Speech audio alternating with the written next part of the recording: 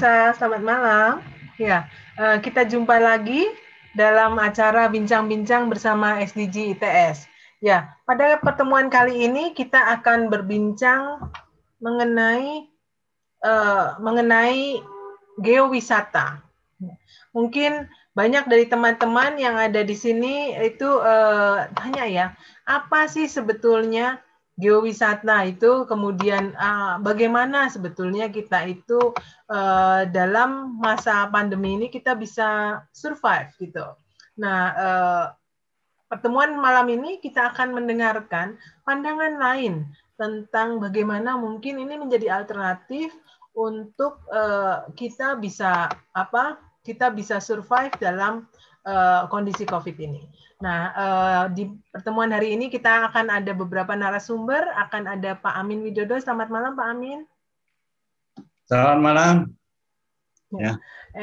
Dan juga ada Dr. Ais Kim. Hai Ais. Halo, Yanti. Iya, oke. Ya, Dr. Ais Kim dari University of South Australia, dan juga ada dua mahasiswa ITS, yaitu Fahmi dari Sistem Informasi ya? Iya, Bu. Ya, dari Sistem Informasi, dan Mbak Lisa dari mahasiswa Matematik. Mana Mbak Lisa? Selamat malam. Mbak Lisa kok. Ya. Bisa? Ya, ada di sana udah. Ya, Oke. Selamat malam. Malam ya. Kita akan mendengarkan, ya. Kita akan mendengarkan urutannya adalah pertama kita mungkin meroleh wawasan dulu ya, Pak Amin. Kita kan sama-sama awam nih, banyak orang-orang Indonesia nih kita belum tahu tentang geoturism itu. Jadi Pak Amin akan tentang geoturism. Monggo Pak Amin. Oke.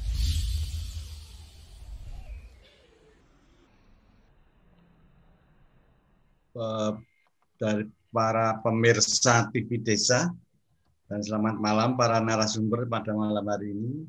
Jadi malam ini saya akan memberikan terkait dengan geoturisme yang sudah mulai dikembangkan sejak 2015-an. Kita sudah baru berkembang, padahal di seluruh dunia sudah berkembang lama sebetulnya. Cuman ini kita telat, tapi walaupun begitu kita langsung menuju ke internasional. Sudah ada 6 yang menuju ke internasional. Mungkin ini saya mau izin share, ya,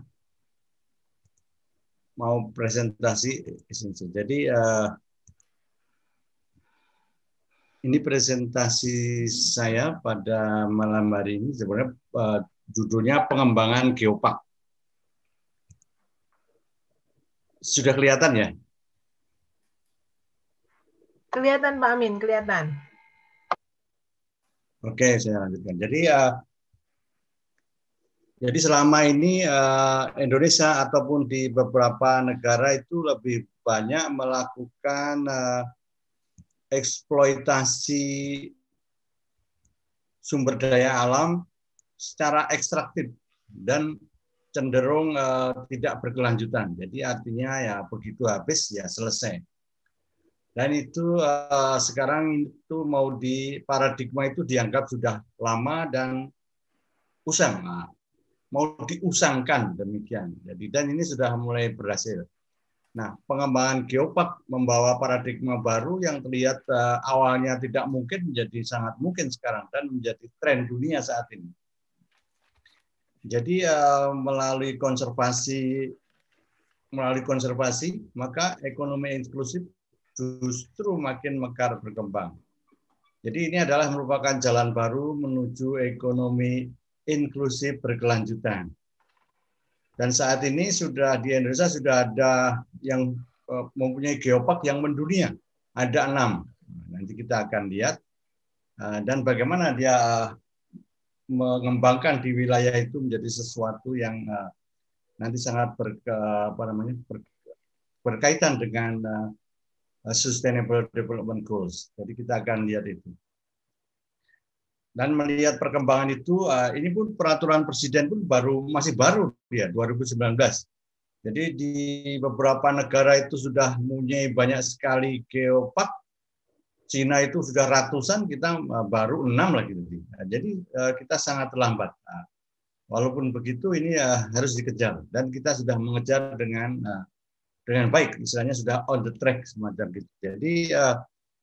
Jadi ini kita memang harus mengakui bahwa kondisi kita di Indonesia dengan ditekan oleh 3 lempeng tadi, dan kemudian karena kondisi letak kita di daerah Khatulistiwa, maka ini akan menghasilkan suatu keragaman geologi. Ada geoheritage, kemudian juga ada keragaman hayati, biodiversity. Jadi itu otomatis ada seperti itu. Dan satu hal yang sebetulnya ini menjadi sangat, mestinya ini menjadi suatu modal dasar yang sangat besar adalah budaya. Jadi karena banyaknya kepulauan, banyaknya budaya, mereka mestinya mempunyai suatu modal sosial yang sangat penting. Nah, itu semua disatukan dalam bentuk geopark. Awalnya memang sendiri-sendiri, jadi ada ekotourism semacam gitu, ada cultural tourism. Nah, terus ini ditambahkan, ini menjadi tadi inklusif tadi, menjadi banyak disiplin ilmu dijadikan satu, menjadi taman bumi yang menjadi yang akan kita kembangkan bersama-sama nantinya seperti itu. Dan ini sudah ada komitenya, sudah ada run rencana aksi nasionalnya, itu sudah mulai nyata. Jadi kita bisa lihat perkembangan dari geopark itu menjadi sangat menarik. Geotourism awalnya memang geotourism, kemudian disatukan oleh UNESCO, kemudian oleh Indonesia menjadi geopark atau taman bumi tadi. Jadi kita memang ini kondisi alamiah kita adalah karena kita terletak di daerah Ring of Fire tadi. Jadi otomatis bahwa kita punya suatu keragaman geologi yang luar biasa di sini. Jadi ini bukan sesuatu yang harus ditakuti, tapi dia harus dijadikan bagian dari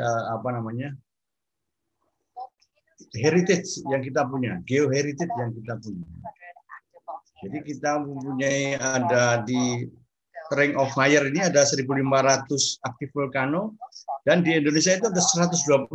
Nah, jadi sangat banyak di Indonesia. Tapi memang ada saat tertentu dia membahayakan. Tapi saat yang lain dia bisa kita jadikan sesuatu yang bisa berguna untuk semua orang. Seperti itu. Nah ini kita bisa melihat ini adalah Indonesia. Jadi tadi di Presiden tadi menyebutkan bahwa kita ditekan oleh 3 lempeng. Jadi kita lihat ini ada Indian Australian, ada Pasifik, ada Eurasian. Nah, jadi kita ditekan oleh 3 lempeng seperti ini. Jadi kalau saya gambarkan di sederhana, jadi dia seperti ini. Jadi Indonesia itu, kepulauan Indonesia itu ditekan ini dari arah selatan, dari arah timur 110 mm per year. Jadi ini 71 mm per year. Jadi tumbukan ini menyebabkan Indonesia menjadi dinamik tadi, Jadi ada gunung api juga ada, jadi ada gunung-gunung yang lain yang bukan gunung api, kemudian ada dan yang lain-lain. Jadi karena keberadaan inilah kita menjadi sesuatu yang mempunyai sumber daya alam yang luar biasa. Jadi ini sebagai contoh kalau kita gambarkan secara sederhana, Indonesia itu ditekan oleh 3 lempeng seperti ini dengan didorong oleh 3 bulldozer dengan kecepatan yang tetap tadi 7 cm per tahun. Nah, otomatis kan ini akan pecah. Dan ini akan pecah. Nah, pecah tadi salah satunya adalah seperti ini. Jadi dia akan salah satunya akan masuk. Nah, pada saat masuk inilah dia menghasilkan gunung berapi. Nah, jadi pada waktu ini masuk menusuk di daerah Pulau Jawa seperti misalnya gitu, maka di sini nanti akan timbul gunung berapi, tumbuh di sini. Jadi ini tumbukan lempeng tadi ada di selatan Jawa ini. Ada di barat Sumatera, selatan Jawa, Bali, Lombok, dan lain sebagainya.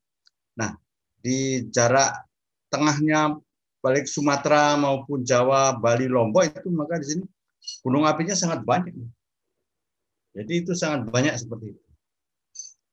Dan ini kalau dari sumber daya alam yang lain, bahwa di sebelah barat di dekatnya gunung api ini ternyata di sini sumber daya khususnya migas itu sangat banyak sekali. Jadi sebelah utaranya, misalnya utaranya Jawa seperti ini.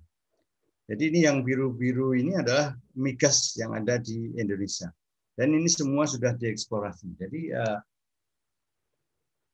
itu jadi di samping gunung apinya sendiri menghasilkan suatu gunung dengan keindahan tertentu, tapi juga dia juga menghasilkan sumber daya alam yang lain seperti mineral dan lain sebagainya. Jadi inilah biodiversity tadi. Jadi ini gunung api di Danau Kalimutu di Flores. Ini satu aktivitas gunung berapi karena mineral yang magma yang ada di bawahnya ini berbeda-beda menghasilkan suatu warna-warni yang berbeda-beda dari air kawah itu sendiri. Ini sesuatu yang luar biasa. Kemudian ini di Ciletuh itu di Banten. Di sini adalah tadi ini adalah di daerah tumbukan lempeng. Jadi ini Ciletuh itu adalah lokasi tempat tumbukan lempeng yang sudah kelihatan. Nah, jadi gitu. Jadi ini banyak sekali yang bisa kita pelajari dari sini. Ini di Ciletuh. Ini di semua orang banyak yang tahu ini. Ini ada di Ijen, ada api biru. Api biru ini hanya ada di 2 tempat di dunia, di Islandia dan di Indonesia, yaitu di Ijen, kawah Ijen. Dan ini sekarang kawah Ijen ataupun kawah Ijen ini, pegunungan Ijen ini sedang diajukan menjadi geopark internasional. Jadi mungkin dalam waktu beberapa hari ini, mungkin awal Januari ini mungkin sudah masuk ke geopark internasional. Jadi ini ada api biru, ada kawah dengan air sangat asam, jadi lebih kecil dari 1. Dan ada orang-orang luar biasa yang bekerja mencari belerang. Nah, seperti itu. Nah, ini adalah Gunung Semeru. Jadi kita bisa lihat saat tertentu dia ada awan lentikuler bentuk seperti caping seperti ini. Ini di banyak gunung juga bisa seperti itu. Dan ini semua orang kalau pernah naik gunung ke Semeru maka akan berkumpul di sini dulu sebelum naik ke atas di Randu Kumbolo. Dan ini Bromo mestinya sesuatu yang luar biasa karena ada gunung berapi yang dikelilingi oleh lautan pasir. Nah, ini Gunung Sewu di Yogyakarta dan ini juga bagian dari geopark internasional Gunung Sewu Yogyakarta. Jadi sampai sekarang sampai ke Pacitan sebenarnya. Jadi tidak hanya di Yogyakarta tapi sampai ke Pacitan. Nah, itu tadi yang terkait dengan tektonika. Sekarang kalau di Indonesia di kawasan tropis, jadi kita menjadi hal yang luar biasa di tropis ini.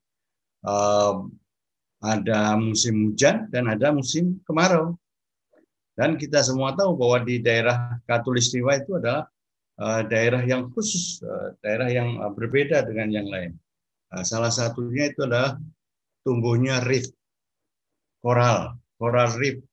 Ini bisa sangat banyak sekali di Indonesia ini, khususnya ini dikenal dengan triangle, coral reef triangle. Jadi ada mulai dari Filipina, Timor Leste sampai Papua. Jadi seperti itu. Ini adalah daerah-daerah yang bisa tumbuh koral dengan baik. Nah, jadi seperti itu. Dan ini mestinya harus menjadi modal besar untuk kita harus dijaga seperti itu. Jadi coral reef yang ada di Indonesia ini ada di daerah Bali, ada Bali yang banyak juga. Kemudian ini Ini di Raja Ampat. Nah, jadi seperti ini juga di Raja Ampat. Nah, jadi kita bisa melihat ini sama seperti di Gunung Sewu tadi, ini di Raja Ampat. Jadi ada gua-gua di bawahnya. Jadi itu pantai-pantai yang luar biasa yang ada di kita, karena ini kondisi kita yang ada di daerah tropis tadi. Dan pantai Ora, Sulteng, seperti ini. Kemudian ini pantai Sawarna, Banten. Jadi ada sisa-sisa batu ini, dan ini menjadi sesuatu yang menarik karena ini semua orang sekarang ini menjadi tempat-tempat wisata yang luar biasa. Dan ini apalagi yang ini di Belitung. Nah, jadi ini sebagai syuting Laskar Pelangi itu menjadi sesuatu yang luar biasa. Dan kondisi tektonik gunung berapi tadi dikaitkan dengan kondisi iklim, nah itu menghasilkan ini banyak sekali pasir yang berwarna pink seperti itu. Ini adalah salah satu hasil produk dari aktivitas gunung berapi ataupun aktivitas dari coral reef yang ada di sekitarnya. Ini bisa kita lihat. Ada yang warnanya putih, ada yang warnanya pink, seperti itu. Dan ini Pulau Karimun Jawa, jadi ada tempat-tempat tertentu yang menarik di sana. Nah, tentunya setelah kita lihat kita di daerah tropis, maka salah satu hal yang modal besar sekali itu adalah biodiversity. Memang penelitian di kita ini perlu digalakkan terus-menerus. Jadi kita mempunyai biodiversity yang luar biasa banyak karena kita di daerah tropis tadi. Mestinya kalau ada penelitian secara intensif akan menghasilkan banyak sekali biodiversity yang kita miliki di Indonesia. Dan apalagi tadi kultur, jadi ada banyak budaya, itu menjadi sesuatu yang lain. Nah, kita dari ITS sebetulnya salah satu yang sedang kita kembangkan, tapi ya terkait dengan kultur ini adalah teknologi zaman dulu. Nah, jadi nanti kita mau melakukan penelitian terkait dengan teknologi yang dimiliki orang-orang dulu. Bagaimana mereka membuat keris, bagaimana mereka membuat bangunan seperti Borobudur dan lain sebagainya. Itu yang kita pelajari terkait dengan teknologi zaman dulu. Ya, jadi kultur itu tidak hanya dilihat dari budayanya saja, tapi juga kita mau lihat teknologinya. Sehingga nanti kita mau menawarkan nanti apa istilahnya itu wisata teknologi zaman dulu, nah, semacam itu yang nanti kita tawarkan. Nah, ini Indonesia memiliki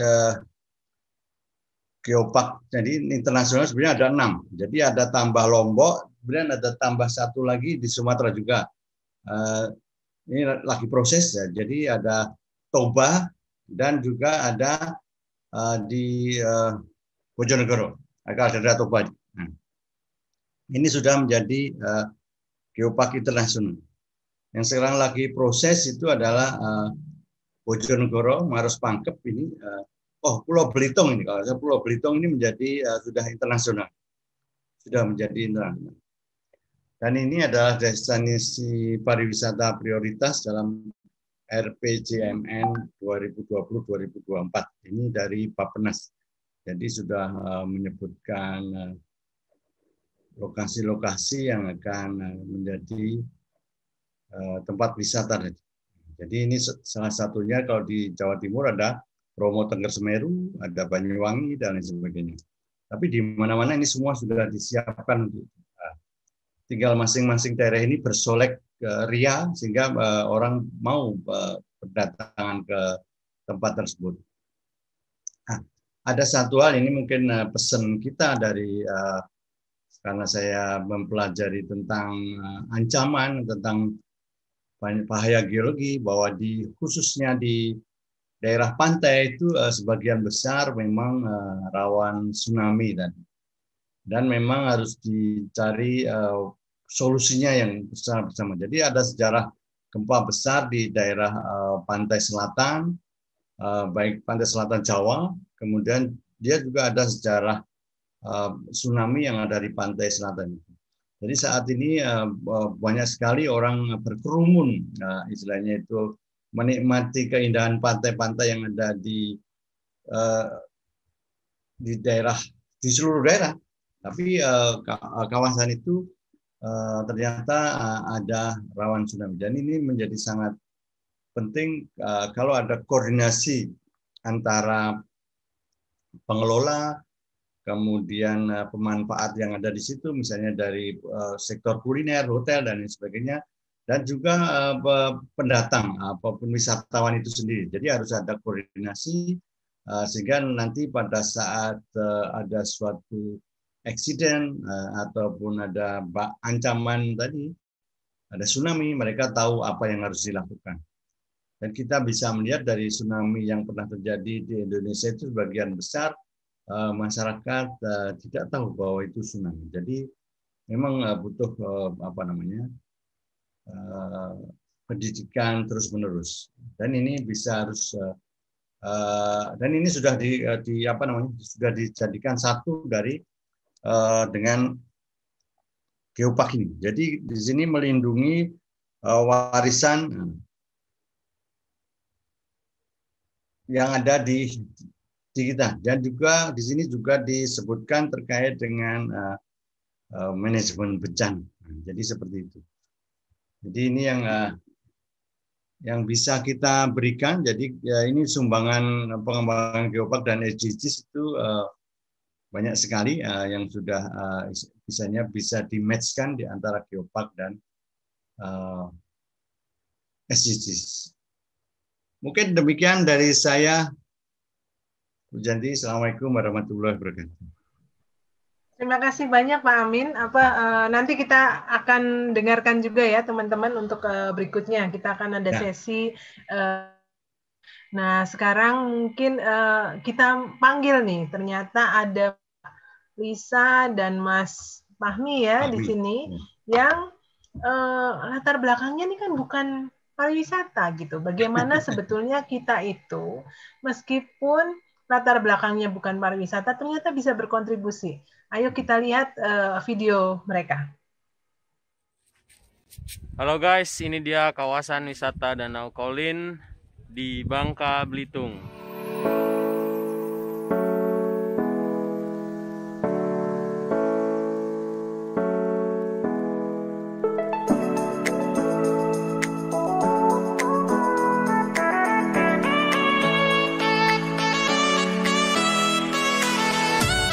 Danau Kolin merupakan salah satu objek wisata yang terjadi secara alami bekas sebuah pertambangan. Danau yang disebut-sebut mirip dengan yang ada di Islandia ini terletak di Desa Nibung, Kecamatan Koba, Bangka Tengah, Provinsi Bangka Belitung. Danau Kolin adalah sebuah danau yang memiliki warna daratan yang putih bersih dan air yang berwarna biru menyala. Danau Kolin memang cantik, tapi faktanya kecantikan danau ini adalah salah satu wujud alam yang sudah dirusak. Danau ini merupakan danau yang terbentuk di area-area bekas penambangan kaolin. Air yang tertampung di dalam lubang-lubang bekas pertambangan kaolin tersebut diperkirakan berasal dari air hujan dan mata air yang berada di dasar bekas lubang galian pertambangan itu sendiri. Warna biru terang yang terlihat di danau tersebut adalah pengaruh dari kandungan mineral yang terdapat pada tanah di area lokasi bekas penambangan kaolin tersebut. Fasilitas di Danau Kolin sangatlah lengkap, terdapat WC umum, musola, dan banyak tempat makan yang dapat digunakan sebagai tempat berteduh. Untuk masuk ke sana cukup murah, Anda hanya perlu membayar Rp2.000 per orang.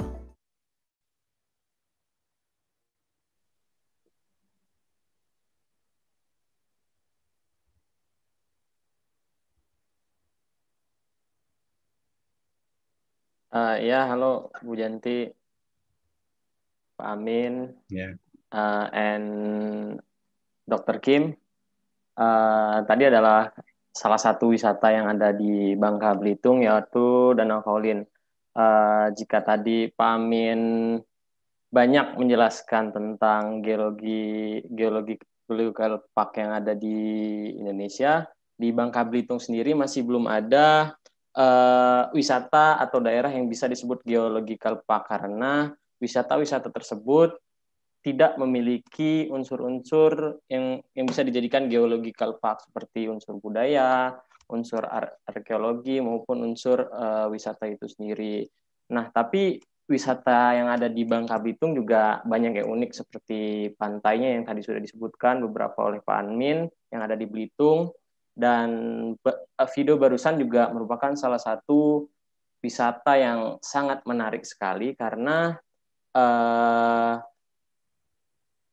ketika kita menuju ke sana, mata kita tertuju ke hal-hal yang indah karena pantulan warna biru yang diberikan oleh wisata tersebut bikin kita semeringah melihatnya.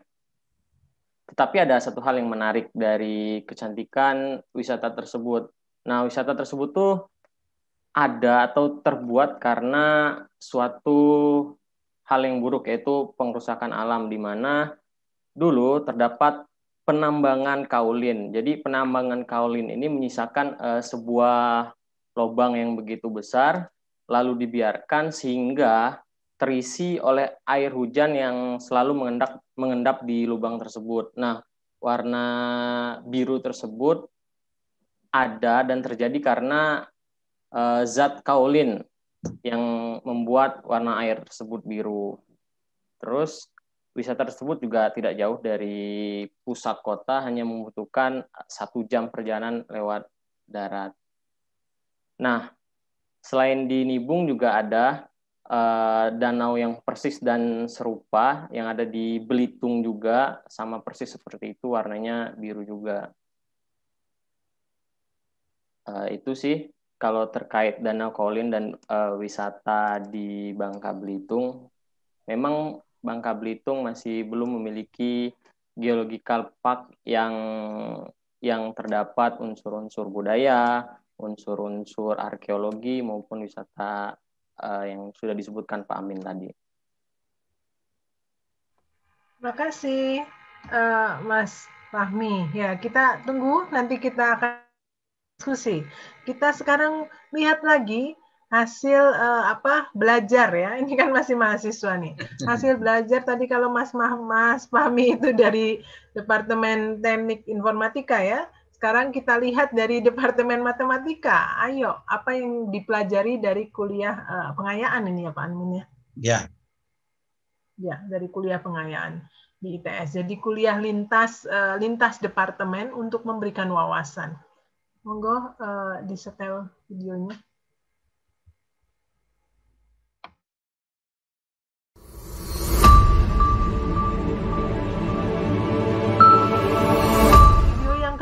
Video yang kedua, video kan ada video Mbak Lisa. Ya. Video Pulau ya. Gunung Klothok Kediri. Kita akan nonton video dari Gunung Klothok Kediri.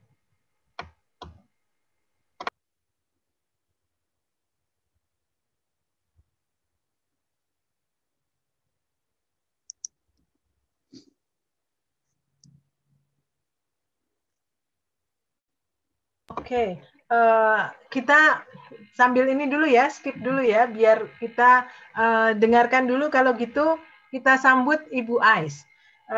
Hai Ais. Halo. Hai. Ya. Hai Ais ya. Kita bersyukur malam ini kita bisa belajar dari Dr. Ais Kim. Dr. Ais Kim, beliau adalah ahli di bidang pariwisata, khususnya wisata-wisata alam, termasuk wildlife dan sebagainya di Australia. Jadi beliau aslinya orang Korea, suka bawa muridnya jalan-jalan ke Korea. Sekarang kita tangkap biar berhenti dulu di Indonesia gitu ya. Yeah, so I said that you are Korean, so normally you take your students to Korea from Australia. So yeah, so I said that maybe from this event, then you can stop in Indonesia and continue to Korea. So you explore different type of geotourism. So jadi teman-teman sahabat desa, hari ini kita akan mendengarkan, Ibu Ais sudah mempersiapkan materinya, kita akan tonton dulu materi beliau. Ya.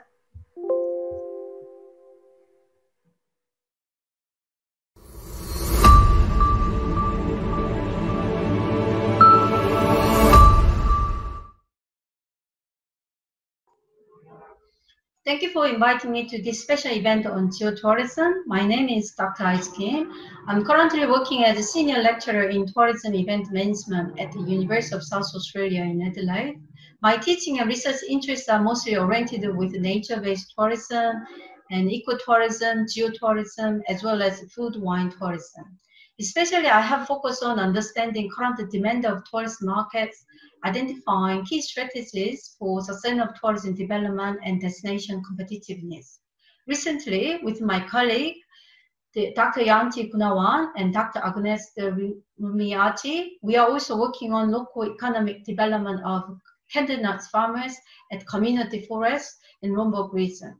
Such a collaboration helps me to be more aware of great potential of tourism development in the other part of Indonesia, apart from famous tourist destinations like Bali.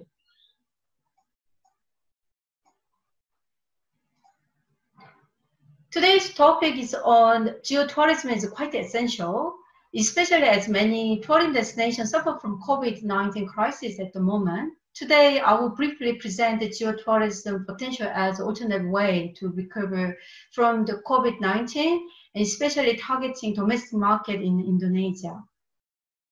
I will discuss further suggestions to develop appropriate products and activities for existing nature-based tourist markets and new active geotourist market in the future. There are many of the iconic landmarks around the world, such as Uluru Rock in Australia, Giant Crystals Cave in Mexico, or Grand Canyon in USA, as you can see in these photos.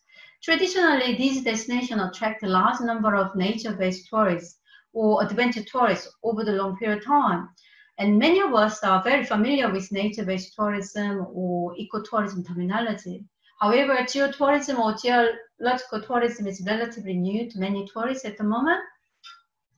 Recently, with the growing competition over many tourism destinations, geotourism or geological tourism has become identified as new distinctive niche markets apart from nature-based tourism.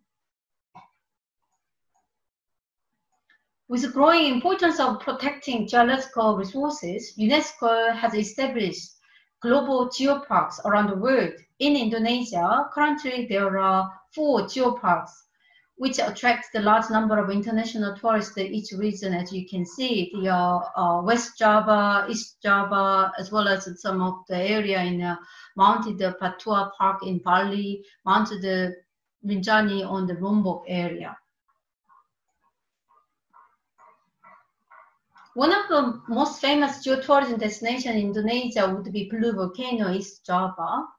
However, due to COVID-19 travel restriction, many destinations need to find the alternate way of overcoming the economic crisis and attracting new domestic market to the region, because many international tourists are not coming to the Indonesia at the moment.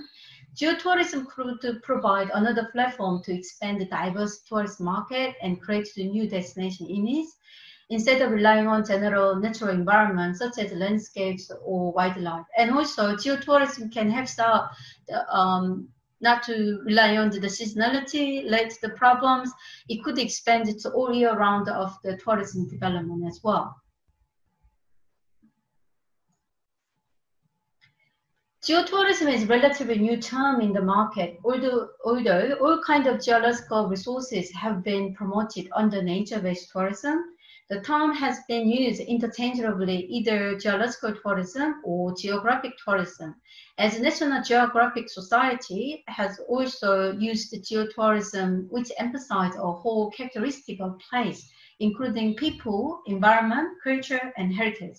On the other hand, from geological perspective, geotourism focuses on the geological resources and the primary tourism attractions such as fossils and volcanoes, caves, rocks, and the landscapes. Along with the growth of the geoparks around the world, geotourism has become distinguished as a smaller niche tourism compared to other traditional forms of tourism, such as nature-based tourism, wildlife tourism, or ecotourism, like that. Because the tourism focus on viewing nature or wildlife and relaxation in the nature, as for more broader form of tourism, natural environment or rural environment. So basically, geotourism can be quite different from this traditional style of the tourism, because they can also associate with geoparks and also emphasize the geological feature, which can be quite different from general landscapes like that. As you can see, there are well-known geotourism destinations around the world because of their famous, unique geological features. Some of them rely on rocks, some of them because of fossils. And personally, I like visiting caves or geological sites like the Narakotek Caves, Kangaroo Islands, remarkable rocks in South Australia, Niagara Falls in Canada, and also Jurassic Coast, Dorset, East Devon area of England in the UK. And for me, also, I conducted several research projects in the geotourism destinations, such as Jurassic Coast, Southwest Coast area of England, as part of my PhD research, and another case study site, Flinders Range, South Australia. In today's presentation, I would like to briefly introduce how these geotourism destinations overcome their shortcomings and develop new tourism, the branding for geotourism markets in order to attract the new market to these destinations. In England, traditionally Southwest Coast area attract mostly local beach tourists or seaside resort tourists. However, these tourist destinations also slowly experienced this slow decline in its popularity, as there were the growing competition from cheaper overseas holidays. As for repositioning their destinations, these areas come up with the idea of promoting more quality short breaks and special interest holidays and developing new geotourism activities, as geotourism can appeal to all year round without much of being influenced by seasonality in this coastal area. They also promote the fossil collecting activities for family markets and education tourists in this area, because the fossil collecting activities are safe in the beach area. They are allowed to collect the fossils in the beach area before the big wave that can take all the fossil away, which can be easily discovered from the cliffs. And however, they also encourage the tourists to avoid collecting fossils near the unstable cliff area, because it's kind of very dangerous. The cliff can collapse at any time.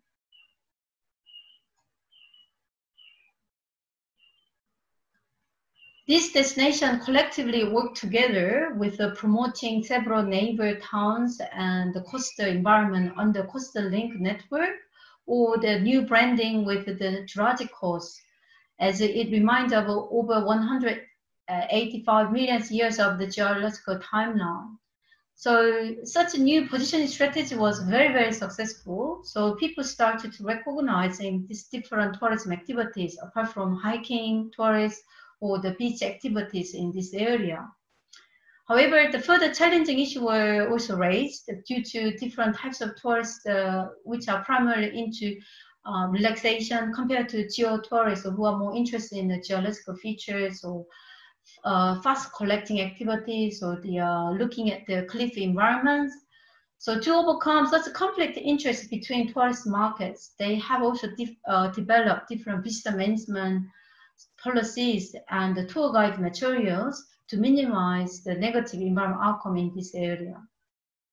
So this is quite a good example. They're combining the local regional branding and as well as the visitor management strategies across the different coastal area. I would like to introduce another example, Flinders Range region, South Australia. This place is quite famous for Wilpena Pound and Ediacaran fossils, which is over 600 million years old of Earth's history, which is quite older than Jurassic period. So I'm sure that many of the scientists will know about this Ediacaran, the fossils like that. With increasing recognition of unique geological landscapes and the valuable fossils, this destination has become repositioned as a geotourism destination. This place attracts traditional markets who are family-oriented and independent self-drive tourists, outback adventurers, and wildlife tourists. Traditional tourists are mostly senior markets and tend to stay 2 to 4 days in this area. However, recently, the new tourism products and marketing has been developed in this area. And the Flinders Range National Park was selected as one of Australia's 8 national landscapes to promote new regional branding of this area. So also, tourism industry attempted to new effort to develop various adventure scenic tourist activities, which they promote the geological landscape through the helicopter tours or air balloon tours and geo tour guided trails like that as well. So that helps for people to stay longer and also attract the different types of tourist market as more like adventure markets like that as well. So with the new effort to attract diverse markets, 3 major markets can be targeted with the different strategies, including activity learning focused geotourists and the passive nature-based geotourists and general nature-based tourists. For serious active geotourists, as you can see from this table, the further educational, other astronomy, tourism, industrial tourism can be targeted to them.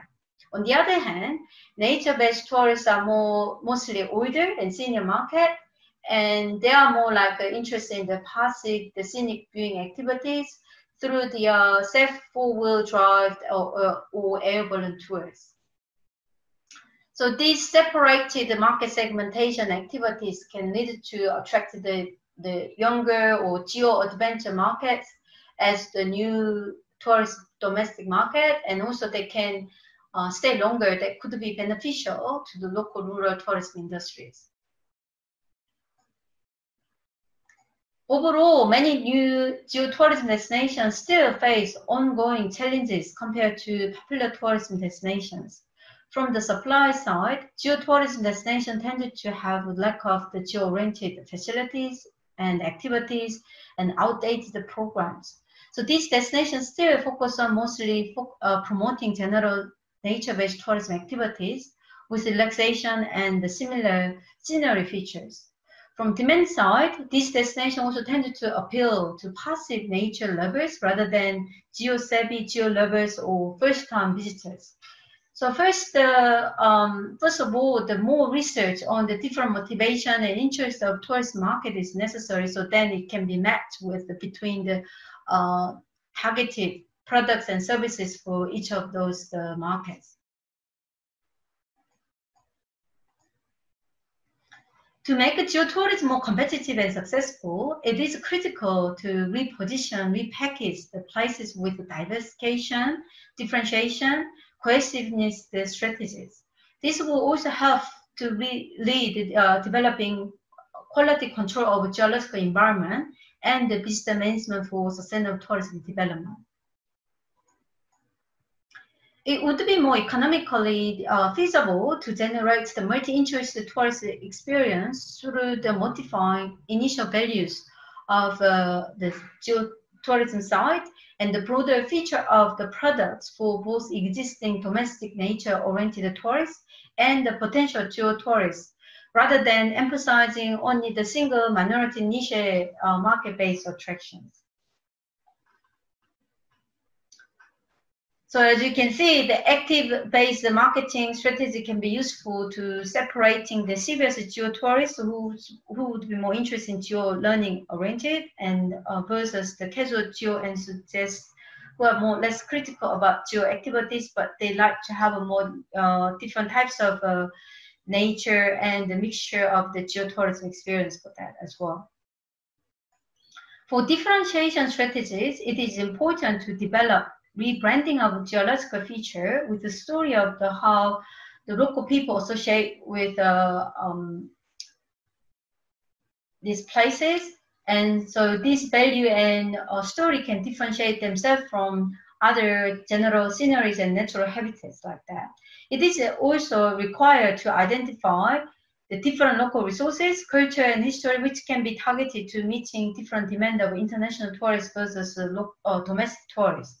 Especially domestic tourists can be more actively encouraged to get involved in a local geo-oriented event or education activities like that. Many of the famous tourism destinations rely on one single destination's iconic attractions. This will have a limitation for expanding local economic development. Therefore, it is important to develop geo-route, geo-oriented networks through the connecting several geological sites or the multiple tourist attractions rather than just relying on the single destination. This will help for tourists to stay longer in the region, and they could lead to maximizing economic benefit to the tourism industries. Overall, I emphasize marketing and the product development strategies for geotourism development. However, geotourism destination cannot survive without protecting good quality of geological resources. Therefore, it is essential to ensure implementing sustainable visitor management strategies, which could encourage responsible tourism activities without damaging geological environment. So education and industries, the geotourism certification is also critical for successful outcome as well. There are, as I mentioned, there are 4 the famous geoparks in Indonesia. There will be much more potential to connect all these local geosites with these famous geoparks, considering different states' strategy for the supply and the demand perspectives. So there will other actions that will be required to identify the further strategies from the supply side for the more distinguished product development, from demand side, more different types of target market segmentation strategies for that. Thank you for the listening to this presentation. To overcome these COVID-19 challenges, it would be great to see more successful tourism destination development through the active involvement from new potential local geotourism sites in the future. Thank you, Dr. Ais. Yeah. Thank you, Dr. Ais, for presenting, sharing the experience from other countries and giving us more insight about how to develop geotourism. Ya, jadi terima kasih Ibu Dr. Ais untuk sharing ya, bagaimana sih mengembangkan geowisata di luar negeri sana. Jadi apa yang bisa kita pelajari di sini.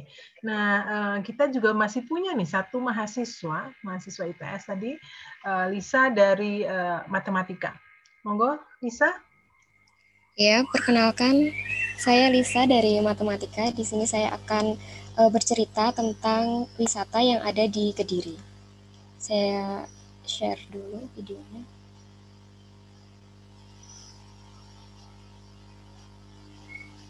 Sebentar.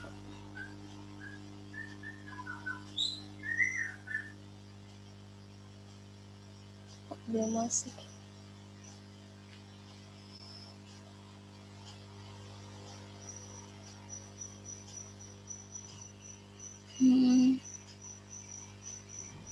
Mohon maaf Ibu Janti, Mbak Lisanya dijadikan co-host dulu baru bisa share screen.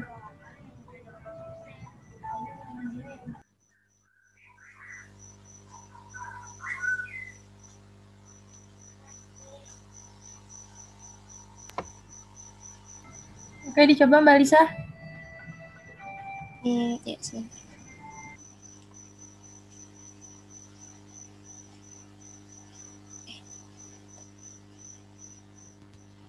Kok nggak masuk ya videonya?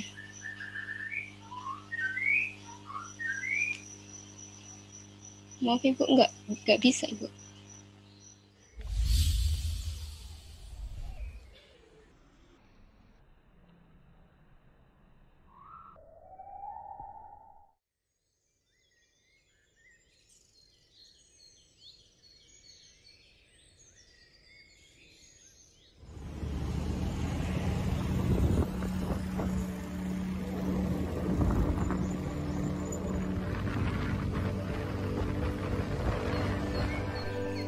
Gunung Klotok merupakan salah satu tempat geowisata yang ada di Indonesia. Gunung Klotok adalah salah satu gunung yang terdapat di dekat kaki Gunung Wilis. Gunung ini terletak di Kelurahan Pojok, Kecamatan Mojoroto, Kediri, Provinsi Jawa Timur.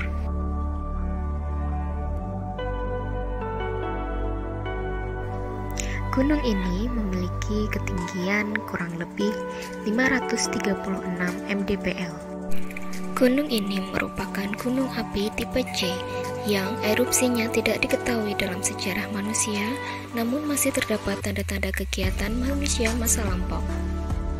Di gunung ini terdapat 3 gua, yaitu Gua Selo Mangkleng, Gua Selo Bale, dan Gua Panditian. Gua Selo Mangkleng adalah gua batu yang sengaja dibuat oleh manusia, bukan gua yang terbentuk dari proses alam. Di sini juga terdapat pura yang bernama Pura Penataran Agung Kili Suci.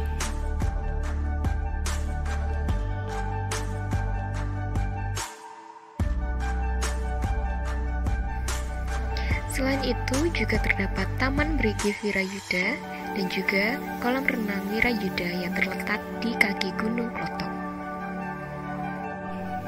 Di sini kita langsung bisa menikmati pemandangan gunung sambil bermain air dan berenang.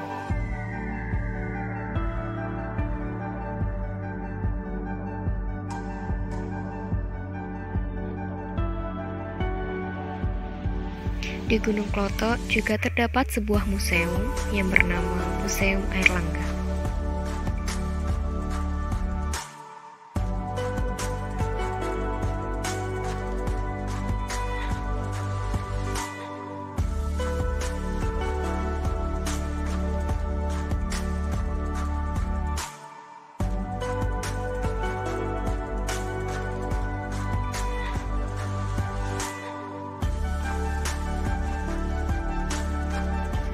Selain itu juga terdapat peternakan rusa yang di sini kita bisa memberi makan rusa dengan kangkung yang dijual di sana dengan harga 1.000 satu ikat.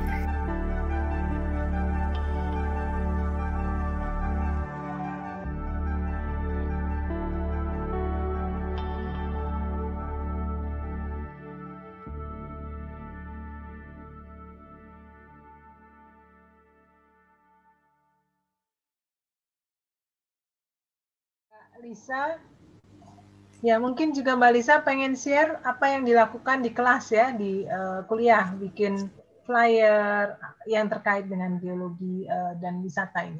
Monggo. Ya, jadi di kelas geowisata yang diajarkan oleh Pak Amin ini sendiri, di sana kita banyak belajar tentang geowisata dan juga potensi wisata yang ada di sekitar kita, di daerah kita masing-masing yang ada kaitannya dengan geologi itu sendiri. Nah, salah satunya di kota saya itu ada Gunung Klotok. Jadi Gunung Klotok ini termasuk ke dalam gugusan pegunungan Wilis, namun letaknya cukup jauh dari Gunung Wilis itu sendiri. Nah, Gunung Klotok ini merupakan gunung tipe C yang erupsinya tidak pernah diketahui dalam sejarah manusia, tapi masih ada tanda-tanda kehidupan manusia masa lampau. Salah satunya adalah Gua Selo Mangkleng itu sendiri, yang konon cerita gua itu adalah tempat pertapaan Dewi Kili Suci, putri mahkota Raja Airlangga Kerajaan Kahuripan. Dan masih banyak tempat wisata lainnya yang ada di sana, salah satunya ada kolam renang yang tadi ada di video, terus ada peternakan rusa, ada museum juga, dan banyak taman di sana. Itu. Ya, share flyernya Mbak. Apanya Bu? Oh oke. Ya saya share di sini, saya share screen sebentar. Saya share screen untuk flyernya Mbak Lisa. Flyer. Ya.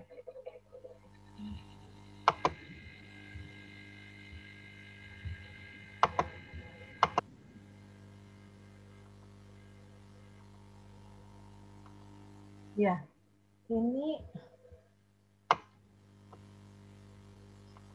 ya. ini adalah contoh ya yang dilakukan oleh mahasiswa. Monggo, Mbak Lisa. Ya, jadi ini kemarin membuat buklet yang bertemakan wisata yang ada di daerah dan juga potensi bencana yang ada di sana dan cara antisipasinya. Bawah Ibu. Jadi ini introduction dari Gunung Kloto itu sendiri yang tadi ada di video juga. Lalu ini ada wisata-wisata yang ada di sana. Dan ini yang informasi bencana sekitar. Jadi kami dapatkan dari aplikasi Inaris. Jadi potensi bencana yang ada di Gunung Kloto itu sendiri ada tanah longsor, COVID-19, dan juga gempa bumi. Nah, di Inaris sendiri juga ada cara untuk menanggulanginya. Nah, ini ada tanah longsor, jadi kita diajarkan di sini apa yang harus kita lakukan kalau misalkan ada tanah longsor. Ke bawah, Ibu. Lalu juga ada COVID-19, ada rekomendasi sebelum terjadi dan sesudah, itu sudah lengkap banget di sana. Dan ini gempa bumi. Jadi kalau misalkan sebelum terjadi gempa bumi kita harus ngapain, setelah terjadi gempa bumi harus ngapain, saat terjadi juga harus ngapain, itu udah jelas sekali di sana. Ya, oke, itu ya udah ya kayaknya. Ya, ini halaman akhir. Ya, terima kasih Mbak Lisa. Ya, jadi para sahabat desa, di sini kita sudah lengkap ya, sudah mendengarkan nih apa namanya presentasi dan dari teman-teman sekalian. Kita ada di sesi tanya jawab sekarang. Saya ingin menyampaikan ada beberapa pertanyaan ini, Pak Amin. Ini dari Ibu Agnes. Mau bertanya, apa sih kriteria suatu kawasan bisa layak dijadikan geopark nasional? Kemudian Ibu Rizky juga tanya, siapa yang berkewenangan untuk menetapkan, mengelolanya, itu juga harus dengan siapa? Terus untuk Ibu Ais, sesudah Pak Amin, Ais, there is a question for you. Who manage the geotourism in Australia? How do they work with the community? What type of arrangement? Yeah. Depending on the destination. Yeah, no. Ice. Wait. We will give Pak Amin first, and then you will answer your question. Ya. Oke. Pak Amin, monggo Pak Amin. Oke. Biar dia mikir dulu. Ya. Jadi kalau di geopark itu sudah ada ketentuannya. Jadi ada Komite Nasional Geopark Indonesia (KNGI) itu sudah ada. Nah itu yang dia berwenang istilahnya nanti menilai dan lain sebagainya. KNGI terdiri dari ESDM, pariwisata, dan Bappenas. Ada 4, coba tadi ada gambarnya, ada 4 tadi. Jadi ada 4 yang menentukan. Tapi yang pertama yang sangat menentukan itu adalah dari Badan Geologi tadi, dari apa namanya? Yang menentukan istilahnya geopark itu seperti apa. Jadi pertama yang ditentukan itu adalah menentukan geosite. Jadi menentukan lokasi-lokasi secara geologis dan dia mempunyai hubungan dengan keterkaitan dengan biodiversity dan cultural diversity. Nah, jadi tempat itu sudah istilahnya sudah dikenal secara kultural, juga biologisnya juga banyak, seperti itu. Ini sebagai contoh misalnya ini yang sekarang lagi rame itu misalnya di Gunung Kidul. Gunung Kidul kan di sana banyak sekali apa namanya gua-gua khas segala macam itu yang terkait dengan apa namanya di situ ada biodiversity-nya, kemudian di situ ada cerita geologinya sendiri. Jelas kalau Kars itu ada cerita geologinya sendiri dan budaya masyarakat di sekitarnya. Jadi ada misalnya di sana ada ada Gua Kars yang dikenal dengan Gua Gong. Jadi masyarakat di sekitar itu memanfaatkan stalaktit dan stalagmit tadi untuk bermusik ria dengan masyarakat. Jadi dipukul dong, jadi namanya gong. Jadi dipakai untuk bernyanyi gamelan dan sebagainya. Seperti itu. Itu yang terjadi. Salah satunya adalah seperti itu. Nah, tadi kalau yang menentukan yaitu pertama adalah dari Badan Geologi, jadi Dinas ESDM. Nah, kira-kira gitu. Tapi urutannya gitu, geosite, geoheritage, terus baru geopark terakhir. Oke, Mbak, meski tingkat nasional maupun tingkat internasional ya Pak ya, semuanya itu lewat.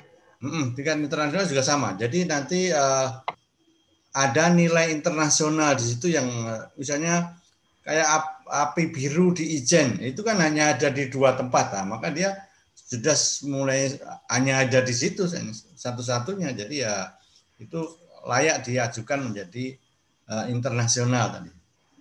Ada tim nanti yang menentukan. Jadi harus unik banget gitu Pak Amin. Ya, nah kalau sudah yang terlanjur, ya oke. Nanti pertanyaannya saya nanti terkait sama yang mahasiswa tadi. Kalau yang sudah terlanjur rusak gimana ya Pak? Itu contoh yang rusak tadi. Punyanya Apahmi tadi. Jadi Danau Kaolin itu adalah bekas tambang. Nggak mungkin jadi geopark. Oh, Belitung sekarang sudah jadi geopark, ini yang harus diketahui. Sudah geopark internasional itu Belitung sekarang. Baru saja. Jadi 3 hari yang lalu. Jadi Belitung mungkin Apahmi belum tahu. Nanti kita beritahukan. Jadi sudah 3 hari yang lalu sudah jadi geopark Belitung internasional ya, karena Belitung cantik sekali. Ya, terima kasih Pak Amin atas pencerahannya. Kita akan masuk ke Ibu Ais. Ais, we have questions for you. Yeah, who manages the geopark? Yeah, depending on the location, because at the moment in Australia there are several geoparks, especially in South Australia. The Narracot Cave in South Australia is also selected as one of the geoparks. And so it's each location, of course, they have their own the local National Park Authority, and they're working with the UNESCO Geopark Authority together, and they have their own the visitor management policy and strategies. And so then they can also develop how they manage visitor behaviors as well as interpretation. But in Australia, mostly they deal with the large size of the territory and land. So it's a bit hard for them to manage all of those geological resources. But they rely on obviously it's like multiple sources, like including the local park rangers and the local communities, as well as the information sources like that. And so apart from that, let me translate it. Let me translate it. Sorry. Yeah. I forgot. Yeah. Ya, jadi saya terjemahkan dulu. Tadi kita bertanya kepada Ibu Ais, siapa yang mengelola geopark. Jadi kalau di Australia itu geopark itu memang relatif tempatnya itu luas gitu wilayahnya. Jadi nggak satu kecil-kecil gitu kan. Itu wilayahnya luas dan memang sudah ada standarnya dari UNESCO. Ya, mereka mematuhi bagaimana cara pengelolaannya, siapa yang harus menjaga di sana, siapa saja yang terlibat, termasuk Pak Ranger. Pak Ranger itu loh petugas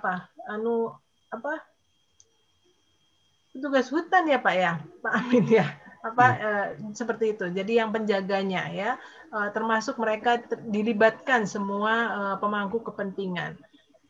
Itu jawabannya, tapi belum selesai ini penjelasannya. Ya, you can continue, Ais. Yeah.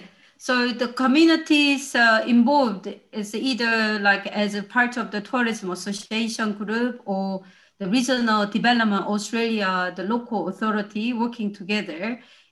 So then they can involve in the promoting geological attraction as part of the tourism activities, or they have also like marketing activities like that. So recently, Australia selected 8 different landscapes which are outstanding compared to other places.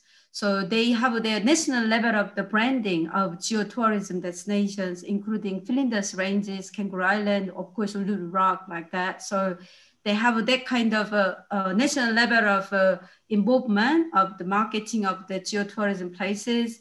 And also they have a regional or state level. So they're working with the tourism organizations like the South Australian Tourism Commission or Department of the Environment and Water, and also the local level, the communities, the group, or the tourism association group, or the local tourism, the operators like that. So they have like 3 different level of organization, and they involve the quite different way in terms of the promoting geotourism branding and marketing, as well as the managing visitors activities like that.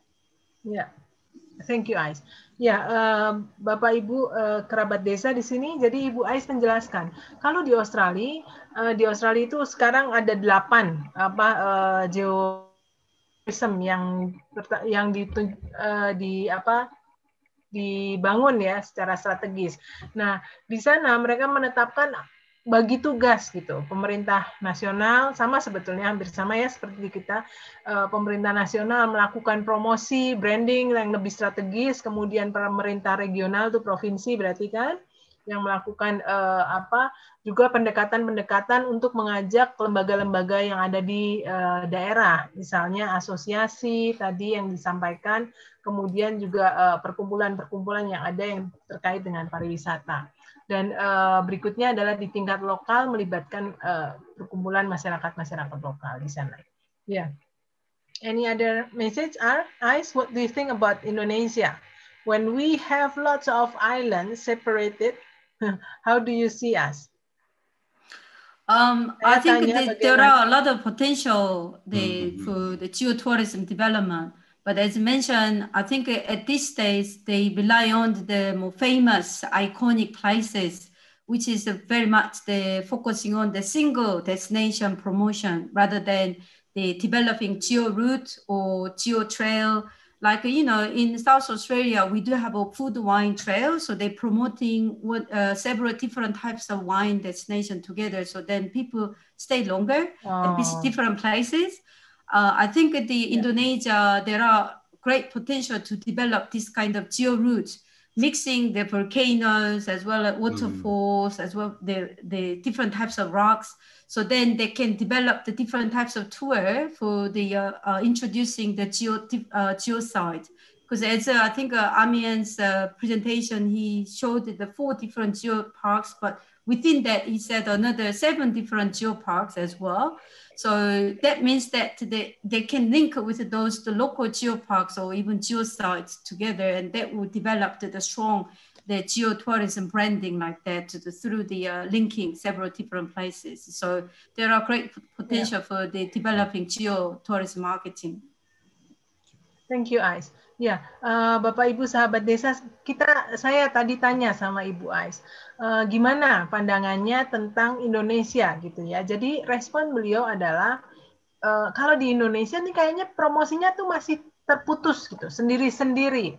Padahal kalau di Australia yang dilakukan adalah ada jalurnya gitu, dibuat saling terkait antara satu tempat ke tempat lain itu bekerja sama sehingga orang bisa datang itu dia berkunjung ke berbagai tempat yang membuat mereka tuh tinggal lebih lama di satu daerah itu kan. Jadi misalnya dari sekarang ini di Indonesia ada 4 geopark, nah itu harusnya tuh dikaitkan dari satu tempat bisa ke tempat lain, bisa saja kombinasi dari geowisata, misalnya geowisata geologi, kemudian air terjun, sejarah dan sebagainya. Itu saran beliau yang sangat bagus ya.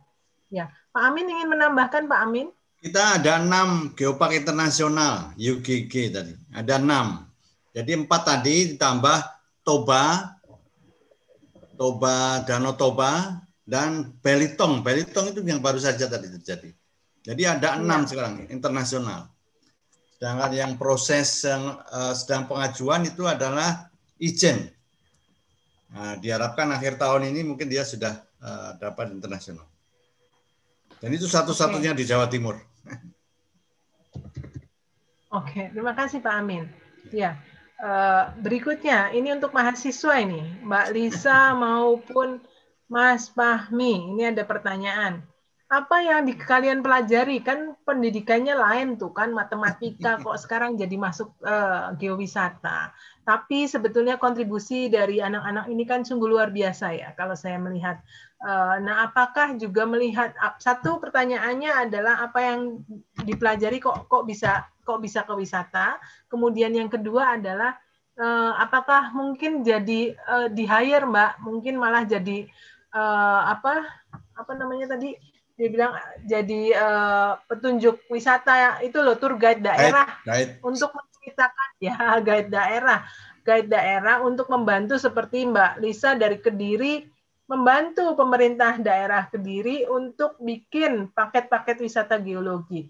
Mas Fahmi mungkin membantu wisata di daerah Belitung tadi ya. Apa tanggapannya? Monggo.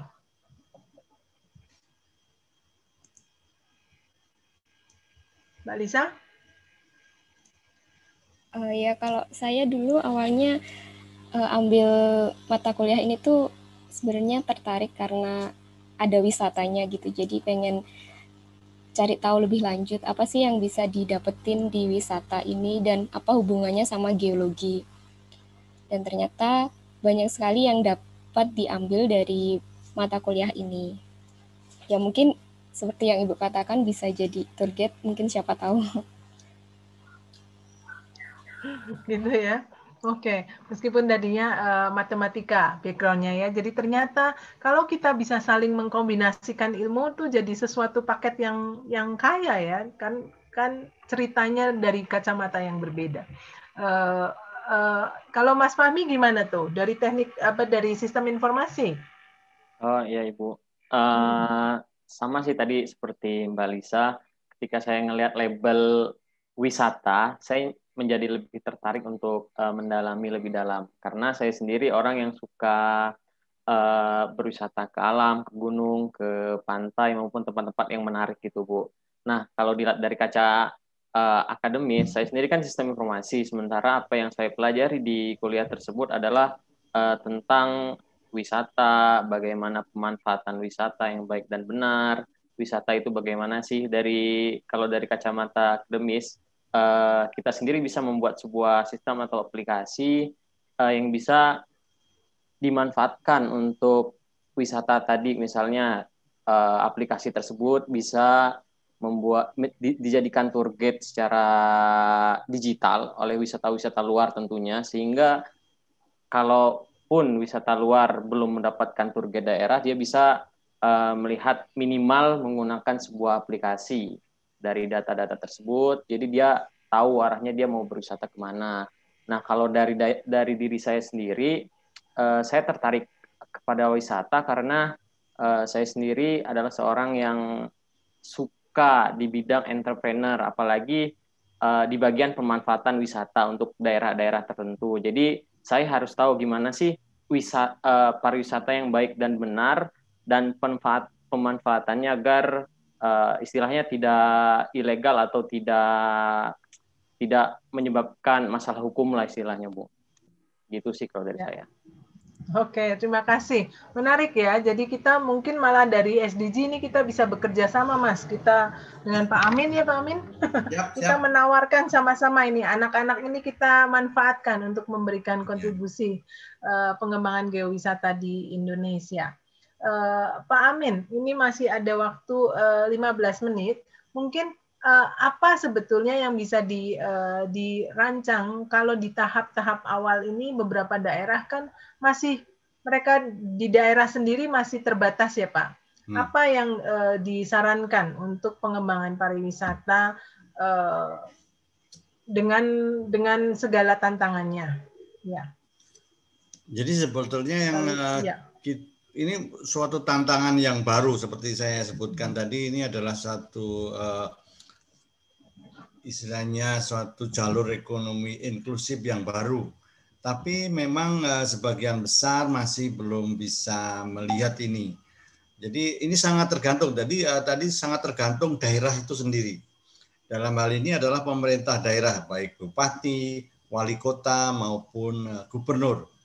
Jadi kalau mereka tidak tertarik terkait dengan ini, ya memang itu tidak akan berkembang dengan baik, karena itu harus dilakukan secara istilahnya itu banyak pihak, di samping pemerintah sebagai motornya, tapi juga masyarakat yang ada di sana harus segera diberdayakan, karena salah satu indikasi keberhasilan Geopark itu masyarakatnya harus maju, harus ekonominya tumbuh dari keadaan wisata tadi. Kalau itu tidak ada pertumbuhan ekonomi terkait dengan wisata tadi, itu dipandang tidak berhasil, tidak bisa. Dan kita bisa melihat salah dari 4 geopark yang sudah maju tadi, kelihatan kalau per tahunnya naiknya sangat signifikan perekonomian di sana. Jadi terkait dengan itu. Dan itu dari masyarakatnya tadi banyak muncul ide-ide, seperti misalnya salah satu contoh yang paling mungkin bisa nanti semua bisa melihat di yang namanya Banyulangit Ngelanggeran. Nah, itu adalah salah satu contoh yang sangat bagus karena dia termasuk juara di Asia soalnya. Dia kan hanya menjual batu. Terus kemudian masyarakatnya memoles itu sehingga orang menjadi tertarik di sana. Dia kulinernya juga mereka buat, homestay-nya juga mereka buat, sehingga banyak orang tertarik datang ke sana. Padahal untuk ke sana itu loh susah setengah mati, karena harus jalan memang hiking begitu loh istilahnya. Tapi banyak orang ke sana. Nah itu menjadi juara di Asia tadi, di Asia Tenggara pada waktu itu. Jadi itu hanya batu yang dijual, itu hanya batu. Gunung api purba dia nyebutnya seperti itu. Tapi dilengkapi dengan tadi kultural masyarakatnya dan lain sebagainya. Itu yang membuat orang datang tertarik ke sana. Oke. Ya. Terima kasih Pak Amin ya. Pencerahannya. Mbak Lisa, ada pertanyaan. Apakah mode virtual reality itu ada di inaris.go.id? Saya sendiri belum pernah pakai. Monggo. Ya, jadi di Inaris personal ini yang ada di HP, yang bisa di-download di HP, itu waktu awal kita buka itu langsung berada di tempat di mana kita buka aplikasi. Jadi dia gabung sama GPS yang ada di HP. Nah, jadi nanti di sana kita bisa langsung melihat bencana apa yang bisa terjadi di daerah itu. Tapi kalau misalkan kita mau input daerah lain itu juga bisa. Oke. Ya. Yang realitinya nggak ada memang realitinya. Ya, mungkin bisa kita buat. Nggak ada ya. Nggak ada. Ya, kita bisa kerjasama mungkin Pak ya dari ITS dengan Inaris ini ya. Baik, mungkin itu PR kita Pak Amin. Ya. Oh ya lupa tadi. Mungkin dari Fahmi dan kawan-kawan. Jadi dari kita lah ITS. Jadi nanti salah satu yang sedang dibangun oleh Geopark Nasional tadi itu adalah sistem informasi Geopark.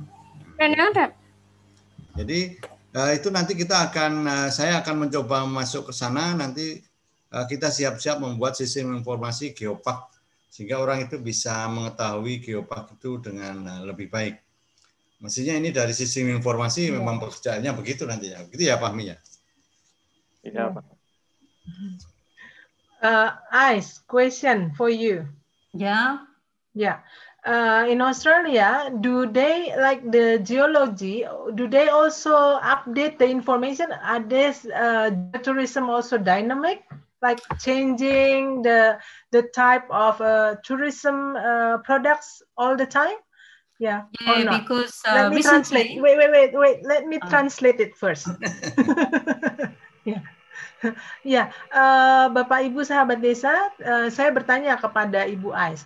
Kemudian kalau kita itu masuk di wisata geowisata ini, apakah wisata ini statis gitu ya, gitu aja batu aja tadi yang kayak Pak Amin ngomongin, atau ada dinamis sifatnya? Ya, monggo Ais, yes, your time to answer please. Yeah, because nowadays there are, of course, some of the places they still preserve the geological resources, rocks or caves. So then they limit the visitor numbers to go there looking at that. But apart from that, now it's also there are a lot of different activities to promote the geotourism site.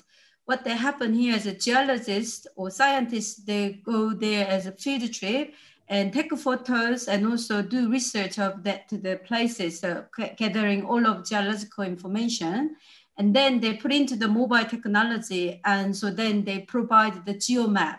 So when you, so people can actually access with mobile phone and then also check where you can go and what kind of geological resources they can look at, and what the geological science, the geologically depth the resources means. So they provide scientific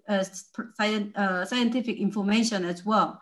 So they have the mobile technology and geological resources combined together, and that helps for the tourists to learn more about the geological resources and gaining knowledge like that. So that's the new way of also to experience geological resources at the tourism site. Oh, terima kasih. Oh, thank you, Ais. Ya, jadi Ibu Ais bilang bahwa kalau informasinya itu pun tidak statis sebetulnya, karena para periset itu ya para ahli itu datang kemudian meneliti di tempat ini nih ada apanya, kemudian sehingga dilingkan dengan mobile ini ya, dengan HP. Jadi orang-orang tuh bisa dapat informasi di HP, kemudian dicek, oh mau tempatnya ke sini, kemudian dia dilihat ke sana, terus ada ceritanya. Itu menambah pengalaman berbeda gitu dalam melakukan geowisata ini. Ais, ada pertanyaan Pak Amin atau Pak dari teman-teman yang lain dengan Ibu Ais? Kita masih punya waktu 7 menit. Pak Amin, ada?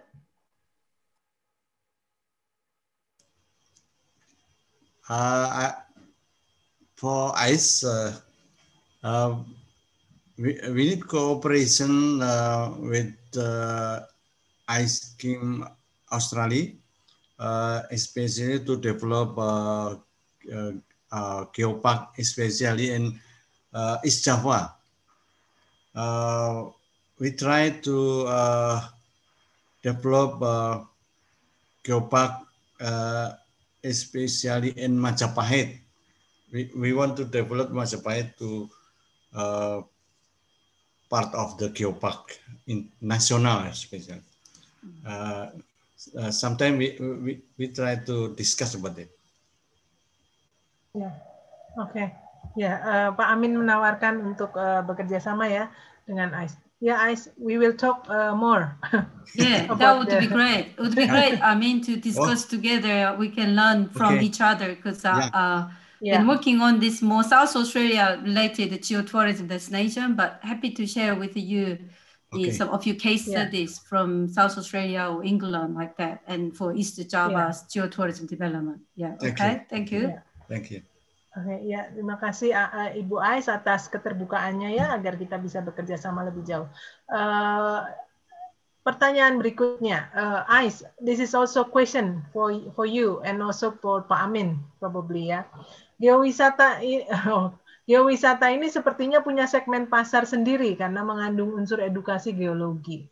Pengelolanya tentu saja nggak sembarangan lembaga ya, apalagi kalau dengan model pemberdayaan.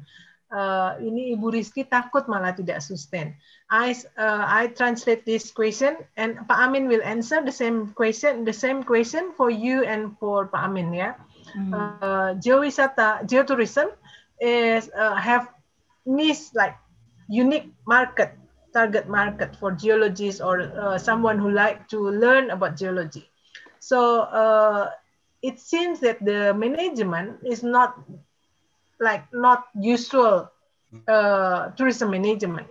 It's kind of someone or a kind of institution that have knowledge on it. So because if we at the moment in Indonesia we use the community empowerment, like the local community, we empower them and then we develop ask them to help them to develop the tourism group Yeah? Yeah. But it seems that this type of geology, geotourism, need a kind of different skills, different knowledge for managing this. What's your view? So Pak Amin will answer first, and then you will have your time. Ya, Oke. Pak Amin, tolong jawab pertanyaannya. Okay. Jadi tidak demikian. Nah, maksudnya itu memang basic dasarnya itu adalah geosite tadi. Ada lokasi geologi yang khusus tadi. Terus kemudian di situ ada biodiversity yang harus diperhatikan. Kemudian juga ada kulturalnya, budaya yang ada di situ. Itu harus bagian yang tidak boleh terpisahkan. Jadi kalau kita hanya melihat geosite saja tadi, mungkin orang jadi, wah ini mungkin nggak menarik. Tapi setelah ada itu tadi, ada kultural, ada biodiversity dan lain sebagainya, itu menjadi menarik. Jadi menjadi berbeda. Jadi bukan satu. Makanya tadi yang komite nasional tadi terdiri dari pariwisata, ESDM, Kementerian Pak Luhut itu Kemenko itu juga. Maritim. Kemenko Maritim juga ada dari Bappenas. Jadi tidak satu dari banyak pihak istilahnya begitu. Sebagai contoh tadi itu, contoh sederhana tadi itu. Mungkin Ibu nanti bisa lihat Gunung Api Purba. Itu lihatlah, itu sesuatu yang lain. Jadi itu ada dari masyarakat Gunung Kidul yang punyanya gunung aja batu, tapi dia bisa menjual sesuatu yang luar biasa. Jadi orang banyak ke sana. Dan orang di daerah itu juga mengembangkan diri semua orang supaya mau datang ke situ terus. Nah, seperti itu. Nah, itu aneh. Tapi mungkin berarti perlu backup ya, Pak. Perlu dukungan mungkin dari perguruan tinggi, gimana kita membantu mereka untuk mengawal, mentransfer pengetahuan ini, Pak, sehingga mereka bisa mandiri tapi dibantu gitu. Ya, memang iya, sangat butuh. Jadi untuk melihat cerita istilahnya teknologinya dan sebagainya tadi, cerita geologinya itu kan butuh perguruan tinggi. Jadi harus kombinasi. Jadi masyarakat dan perguruan tinggi dan pemerintah daerah harus ada. Yeah. Terima kasih Pak Amin. Yeah. So Ais, your time. Yeah, I think for this, depending on what types of information we can develop for tourists. Tourists are not really interested in like learning about very much the scientific information about geology. They are more into more interesting, exciting, inspiring stories related to geology. So it doesn't need to have all the full scientific information have to be in the tourism site. I think that's why the local people, they might be afraid of, we can't develop this geological attraction. I think they shouldn't be in that kind of thought. Because of course, a geologist or scientist can help out for the basic scientific information. But if it's rely on too much of geological information, then tourists will not be happy. They are not interested in. They're skipping through all of that information. Like a museum, when people go there and then go through the all historical information only, people are not interested in it. It's like so. It's of course they have to give the different level of information. But also community can get involved how to packaging that information in bit more friendly, inspiring, and entertaining way. So in that way, is a community play important role because community use the geological resources in as a part of their daily life. So we can talk about how communities worshiping like strange looks of the rocks, how they utilize the cave, what kind of a myth, the story there in relation to that cave. And so how local people associate with that place. So community can get involved in so many different ways to make that places very much interesting and more culturally connected to that place as well, rather than only geological scientific information. So there are a lot of places they are doing, like some of around the world in some of cave area, they don't only go through the geological the formations and they go through that the field trip for students. They do have also the restaurant inside the cave. They have a little music concert. They have festivals, and also the community get involved to engage with that kind of event-related activities. And like in Australia, in Darwin, their national park, they have a rocks, and Aboriginal people, they have the rock painting on the rocks. So they talk about this, the Aboriginal people's connection to that, the geological, the rocks as well. So in that sense, the communities and geologists, the scientists can get involved together, and then they can make the decision on the level of the information and make the more interesting and inspiring way like that. Thank you, Ais. Ya, tadi Ibu Rizky ya, terima kasih atas pertanyaannya. Jadi Ibu Ais bilang jangan khawatir bahwa nggak perlu ahli geologi semua dalam tim untuk mempromosikan pariwisata geowisata ini, karena sebetulnya kalau semuanya modelnya tuh kayak skripsi gitu ya, mengerikan. Jadi malah orang nggak baca. Jadi akan diatur informasi-informasinya, itu dipilih mana yang menarik, dan justru dengan melibatkan penduduk lokal, mereka yang bisa cerita ada mitos apa di sana, ada apa saja sebetulnya tempat itu biasa digunakan untuk apa. Contohnya yang di Australia tadi, contohnya batu yang di sana dijual itu dijual untuk wisata maksudnya, itu biasanya dipakai untuk nulis oleh orang-orang aborigin. Jadi mereka bisa ceritakan apa yang mereka tuliskan di situ dan sebagainya. Jadi semua itu sangat terkait dengan budaya lokal, dan juga tempat itu pun bisa dimanfaatkan sesuai seperti penduduk lokal. Biasa dipakai buat apa misalnya? Guanya itu mungkin buat tempat pertemuan, atau untuk ada tempat makan tadi dijadikan pertemuan untuk musik dan sebagainya. Bermusik. Di Pacitan ya. Bermusik ya. Nah itu. Oke. Ya. Rasanya ya. Bapak Ibu, kita sudah habis nih waktunya. This is very interesting session, Ais ya. We already reached the limit, time limit.